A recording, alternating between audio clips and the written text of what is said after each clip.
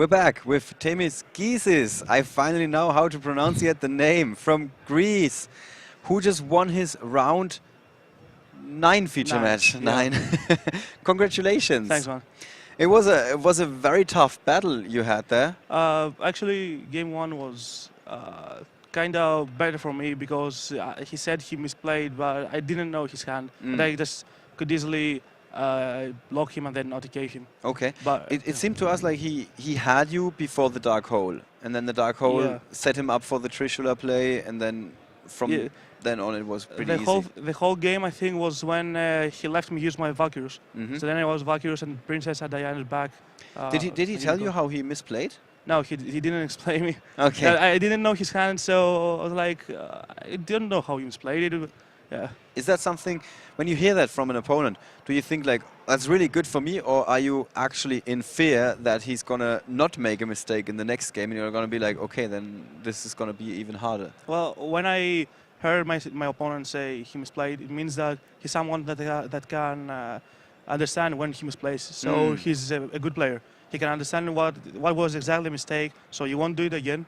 And most likely he knows other things. He knows actually how a matchup works. So when I hear it, I'm more like, this guy is good, most likely. Okay.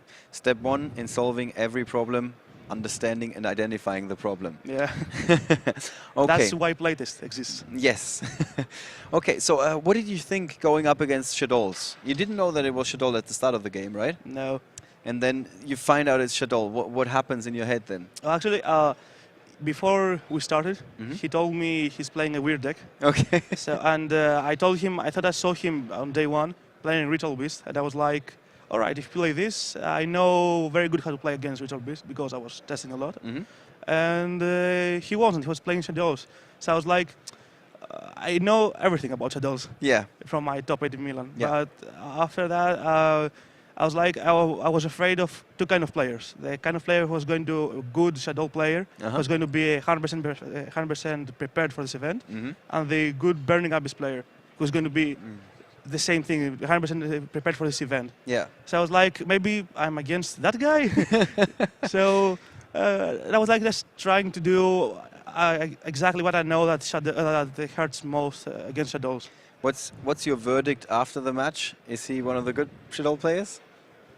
He's fine. He's fine. Yeah, it was like I enjoyed the game. We were really chatting during the game. Yeah, we could see that. Yeah. Yeah, I like this when I play. I don't like playing against a moody guy or something like this. Yeah, that's extremely competitive. Yeah.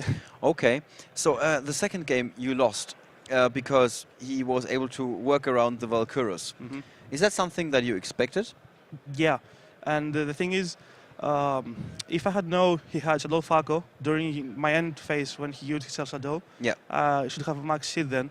But no matter what, since he already had the combo to get me, I had sided out my Veiler, so but also Veiler wouldn't work, so I was 100% dead. Okay. I couldn't win game 2. You saw the writing on the wall. Okay, and then you win the first game, you lose the second one. How do you go into the last game? What's happening in your head? First of all, I'll say I'm going second, and I always want to go second. It's better for me. And after that, I'm like, all right, I need a good hand, and then I'll start my combat tricks. And okay, so you just try to stay relaxed? Yeah, always. If you can't relax, it's over for you. Okay. It's like one of my best friend, my teammate, Aris Samaras. He's always like, try to relax, do everything to try to relax. And he helped me a lot back at Milan. Yeah. I don't think I would have reached top 8 without him helping me to relax. Yeah. What does he do to help you? Is it foot massage and stuff in between rounds? No, it's like saying the correct words to snap up your brain and tell you to focus. Yeah. So he says exactly the right words to help you. Okay, so you're not beating yourself up over a misplay that you've made or something. Where it's like the game is over, look forward to the next one. Yeah. Something like that. And that's what most of the teammates try to do with their players. They always try to help them keep going. Yeah. My other 2 teammates, Chris Budaloudis and Alex Liadis, who are here with me, didn't make day 2. But they were like, we're coming with you at the start of the day. They didn't. So they're still supporting you. They wanted to sleep, but they were like, we want to support you. We're coming with you. Yeah. I see. Okay. Well, we don't have that many Greek players this time because it's a little bit harder for you to get here, I guess. You came here with the YCS trial victory because PJ informed me that you had won back in Madrid, which was the last trial that we ran for the time being. And you already booked your flights to both London and Milan. Yeah. That's some dedication right there. Most of my teammates are all hunting for the YCS win, for the Greek YCS win, because if we win a YCS, we are going to be the second country who has all 3 titles: European Championship, World Championship, and YCS. Oh, what's the other country? Italy. Italy. They first did it when Marcelo Barberi won at London. Right. So And I think America has never won the World Championship. I think they had runner-up like twice or 3 times, but I think I'm not sure. Okay. And Japan doesn't have the YCS. Interesting. You're very informed, you guys. You're keeping track of the scores of all your players. Yeah, and we are all dedicated to the game. We love the game. Yeah. That's why we keep going, playing everywhere. But some guys like Bulbasakos can't keep up because of his school and all the money you need for flying. Because from Greece there's no direct train to Europe, so we have to take plane tickets. Yeah. But in Italy and Germany it's very cheap for us. Yeah. But for here, it was most likely because it was announced a month ago. Yeah. It was a bit pricey. And they weren't full prepared for this because it was a month ago, and they weren't expecting they were there's not going to be an event. Well, but how do you like your time in Prague so far? Are you having a good time? Yeah, I'm having a really good time. Actually, I broke a curse. One of my 2 curses that I want to break.